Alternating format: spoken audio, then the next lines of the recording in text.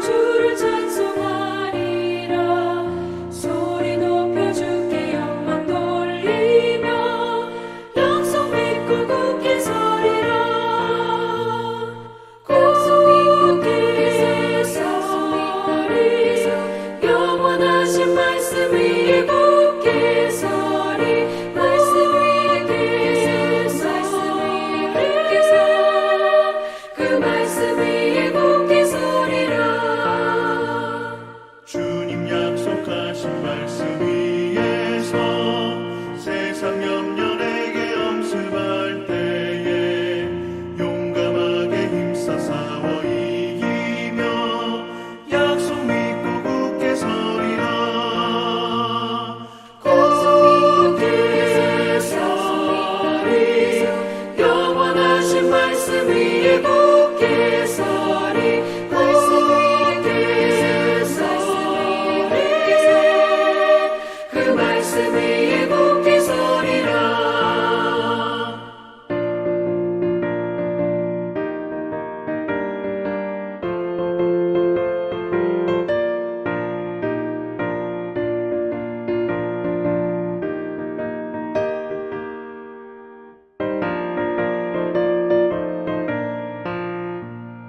주님 약속하신 말씀 위에서 영원하신 주의 사랑을 믿고 성령으로 힘써 싸워 이기며 약속 믿고 굳게 서리라.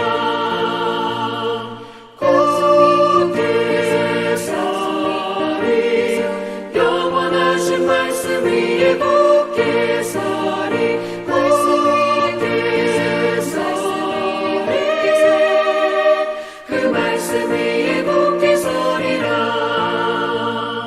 주님 약속하신 말씀 위에서 성령 인도하는 대로 행하며 주님 품에 항상 안식 얻으며 약속 믿고 굳게 서리라.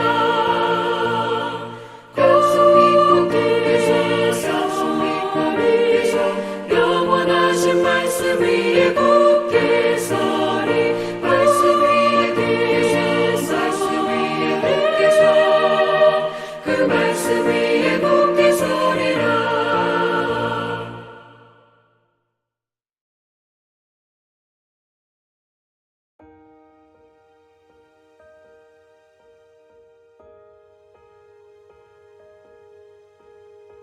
여호와의 말씀이 하드락 땅에 내리며 다메섹에 머물리니 사람들과 이스라엘 모든 지파의 눈이 여호와를 우러러 봄이니라.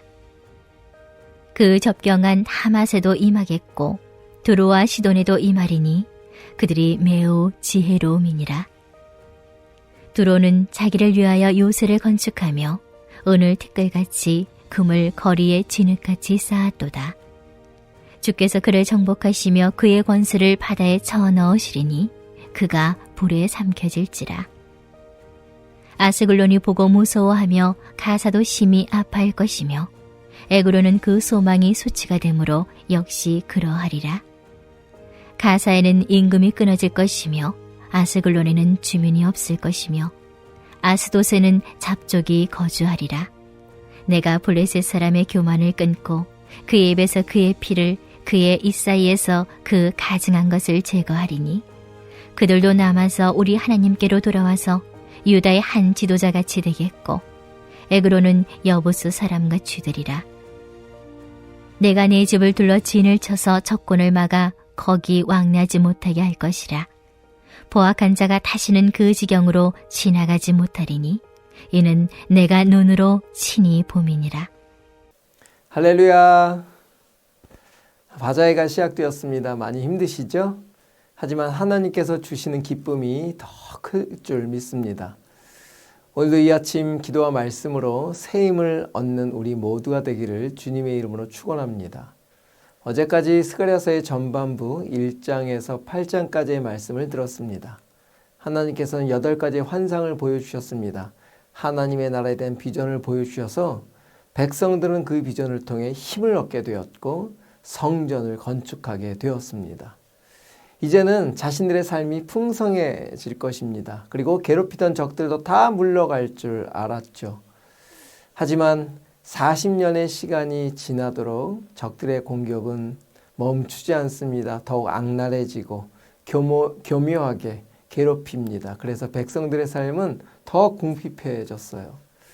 백성들은 하나님에 대한 원망이 생기기 시작했습니다. 믿음도 흔들리기 시작했습니다.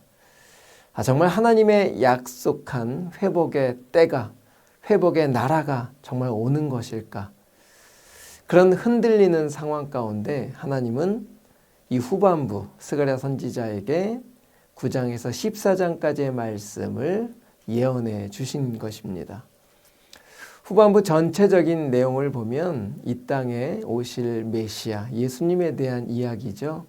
이 땅에 오셔서 이 땅을 완전히 회복할 것, 그렇게 아주 구체적이며 다양하게 예언을 하고 있습니다.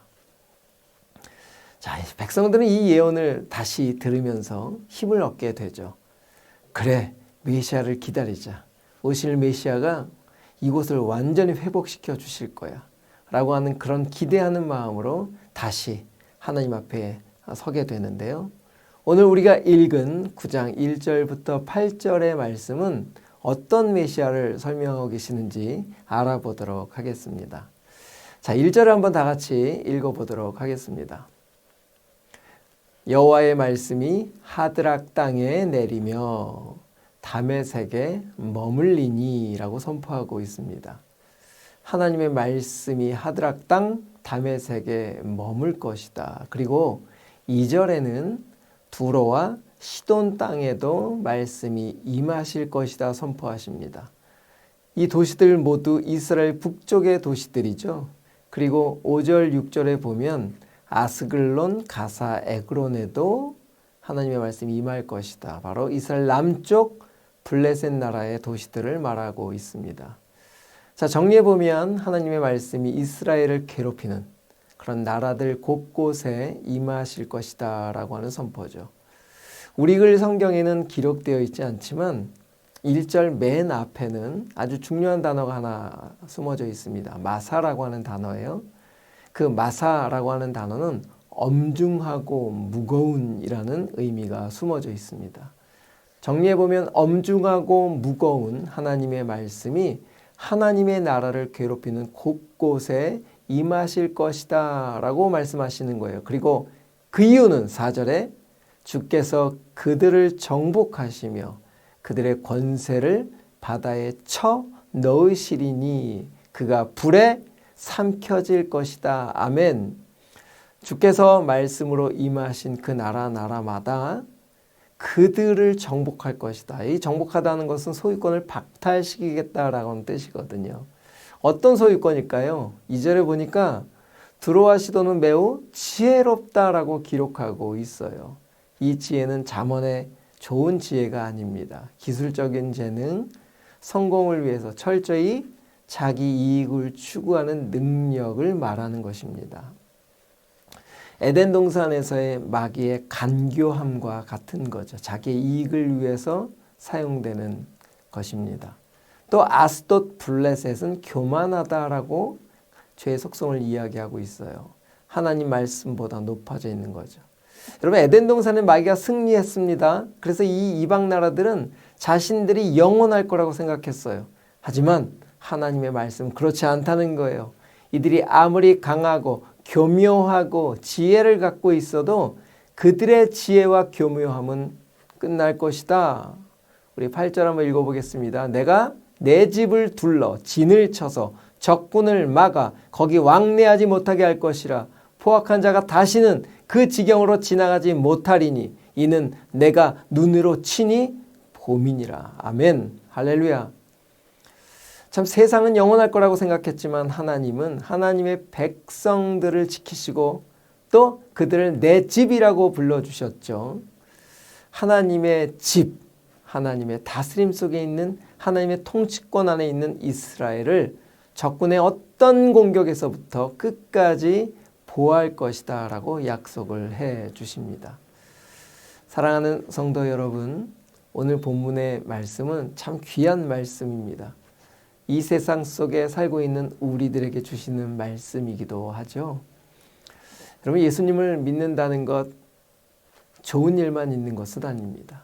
하지만 죄의 소유로 있던 내가 해방되고 예수 그리스도의 소속이 되었지만, 하나님의 집이 되었지만 여전히 죄라는 수많은 유혹 속에 우리가 쉽게 노출되기도 하고 무너지기도 하고 또한 죄 가운데 머물러 있기도 하죠. 하지만 그때마다 우리는 좌절하는 것이 아니라 오늘 말씀해 주셨던 것처럼 우리를 하나님의 집이라고 말씀하시고 끊임없이 우리와 보호하시며 싸워주시겠다라고 하는 약속의 말씀을 붙잡기를 원합니다. 여러분, 죄와 싸움은 죽을 때까지 있습니다. 하지만 세상은 영원하다고 말할 수 있어요. 하지만 세상은 끝이 있습니다. 이미 예수님의 십자가에서 그 머리가 깨어졌습니다. 사랑하는 성도 여러분, 원수 아무리 강해 보여도 망하는 날이 옵니다. 하지만 하나님의 집인 우리는 좀 연약해 보여도 영원하다라고 하는 것을 기억하시기 바랍니다. 우리는 영원합니다. 왜냐하면 우리를 통치하시고 우리를 다스리는 분이 하나님이시기 때문에 그렇습니다. 오늘 하루 그 하나님이 우리와 함께 하십니다. 힘내시기를 바랍니다. 우리 다 같이 이 아침에 기도하겠습니다. 하나님, 이 세상에 살면서 승리하심을 누리는 우리 모두 되게 하여 주옵소서. 두 번째로 바자회 기간 동안에 안전하고 기쁨이 가득한 하늘의 잔치가 되게 하여 주옵소서. 이렇게 기도하며 이 아침 나아가겠습니다.